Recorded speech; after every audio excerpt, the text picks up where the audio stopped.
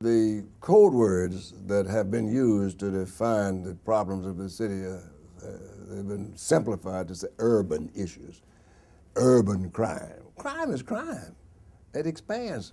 People who've lived in the suburbs now have come to see that crime doesn't stay confined. It goes to its least defended areas. I was so impressed with hearing him say what he was saying in terms of what needs to take place in terms of our cities. They need to be rebuilt from inside out. The metropolitan area approach is one that says that the cities should be the backbone, as he described it, of what's to take place, that you build from within out. Nothing grows from outside. Everything expands. It grows from what you put into it, even if you bake a cake or make a pie. Urban policy means education, transportation, health, the full panoply of what this confined space needs for its expansion. In my city of Richmond, we're not suffering from lack of roads, we're suffering from lack of public transportation, mass transportation, even light rail could be contemplated to move people back and forth. That's going to necessarily have to take place if we're going to be talking about an energy solution as well as an alternative to fuel. I put $150 million line of credit there to build new schools. Where? In the city.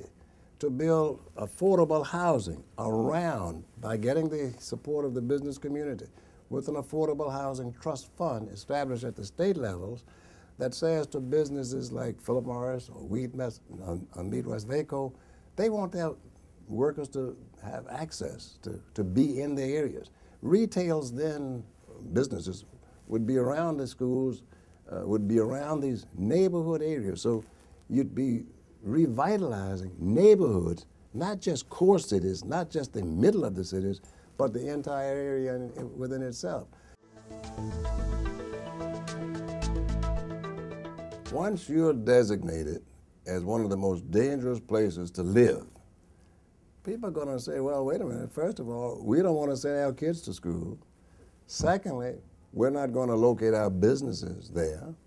And more importantly, we're not going to live there either. And if we can find some other place to go to live, we'll do that. So you got to look to see what were these reasons that this designation came about.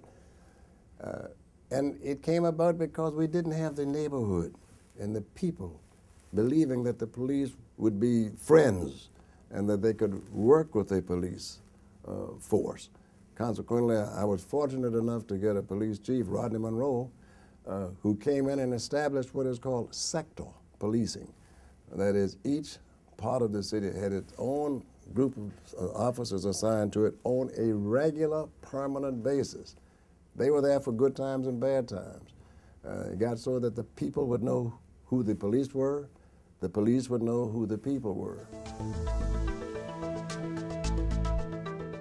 Franklin Roosevelt, if you look back, was that president who recognized the need for improving our system, our cities, our roads, our streets, our sewer lines, the WPA projects that he started, putting people to work, recognizing what needed to have taken place in housing. If you take that and then leapfrog it over to Lyndon Johnson, one of the greatest domestic programs that he undertook was to reestablish a rebuilding. He called it the Great Society, but it really was bringing back more involvement of the cities. Since Lyndon Johnson, not as much has happened as should be. That's why this new day envisioned by Obama is so great.